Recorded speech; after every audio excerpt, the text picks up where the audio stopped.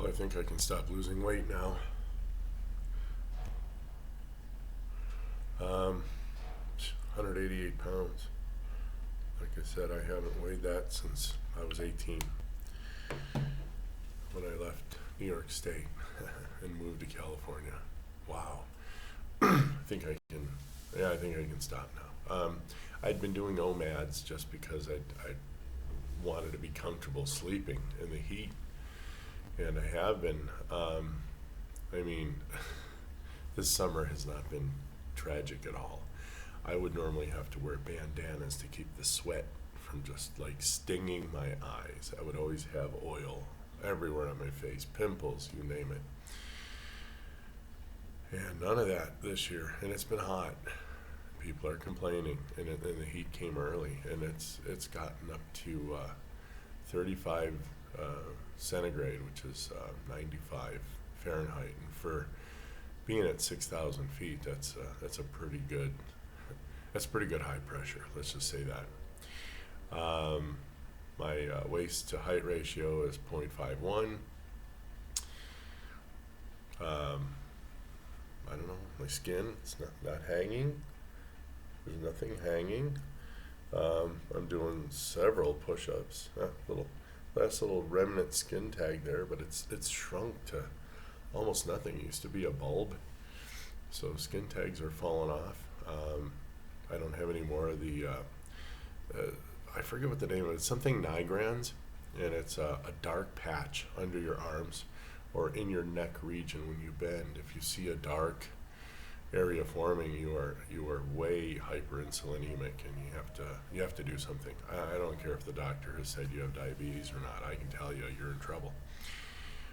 Knowing where I was, I mean, I'm just using me as kind of a biometer, I guess, for you. Of course, you're an individual. You have your own genetic structure, your own allergies, your own whatevers. My genes, again, I'm a mixed of 50% Pole, 25% Rhineland from Germany, and apparently Irish, if not a little Welsh mixed in, obviously with my last name Hughes. So I'm pretty much around the 45th parallel to the 50th parallel. That's where my folks come from, whatever those folks are. And so I mean, I just keep losing weight, but I'm not losing strength. I'm cranking out now more than 200 push-ups a week. I'm gonna get my wife to tell me about the app she uses on her phone, so I can find out what I'm doing, how many steps I'm taking a day. I can almost guarantee you I'm walking at least 2 miles a day, just hither and thither, around the house, doing things. And I eat a ton of food. Yesterday I had 4 scrambled eggs. I had it with Mexican chorizo and a good bunch, covered with Chester cheese. Chester is like Chihuahua cheese mixed with, it's pepper jack. So I had that. And then I had 2 steaks that I had hard cooked in a pressure cooker. Then I threw them in a pan with, I think 2 tablespoons of butter. And of course, I always make my eggs with 2 tablespoons of butter. So I had half a stick of butter, and then I cooked those down with the broth from the steak, and that was delicious. And what did I have? I had a whole bunch of my homemade ice cream with chocolate chips and one of my squares, one of my cookie squares, 1/3 of an eighth, 1/3 of 8 inches, whatever that is, 2 1/3 or something. Yeah, 2 1/3. Boy, that was in my head, and I just woke up like, I think less than an hour ago. I'm telling you, my brain is like lucid. I can do like equations in my head that I've never been able to do before. My Tourette's is way calmed down. I mean, it's there. I still, every once in a while I'll do this kind of thing while I'm talking. I noticed I'd done it. So again, I had two 2 inches and a third by 2 inches and a third, and I think they're about an inch thick, chunk of chocolate chip Nestle Toll House cookies that I made in a pan. And of course, I reduced the sugar. There's no reason to have all that sugar in there.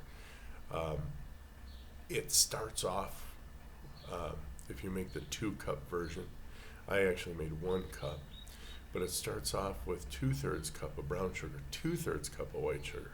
Well, I immediately cut that in half, even when I was not keto or carnivore, because it's just too damn sweet. Americans add just way too much damn sugar. And so I always take an American recipe and I cut it in half. And then the high altitude directions tell you to reduce that 3/4 to 2/3. Okay, so I cut that in half again. So for a batch, 1 cup of flour, 1 egg, I think it has 1 stick of butter, chocolate chips, I think I put half a cup in, and then I put in, I think, a 1/4 cup of sugar. That was it, 1/4 to a third. Couldn't have been more than that. So the bottom line was that each of those squares that I talk about has 25 carbs to it. My ice cream, having so little sugar in it, also has only trying to think through, well, 13 carbs for the sugar, 18 for the actual whipping cream itself. The egg almost doesn't give you anything. So you're looking at 18, 13, 18, 28, 31, plus a couple eggs, no more than 30 to 35 carbs for almost 600 grams of the stuff. So you're talking 1.5 pounds of ice cream with only 30 carbs. I could eat 1.5 pounds of ice cream. I want you to kind of visualize that. All right, it's 2/3 the way up of a 1.5 liter bowl, I think is what I use. No, it's almost a 2-liter bowl.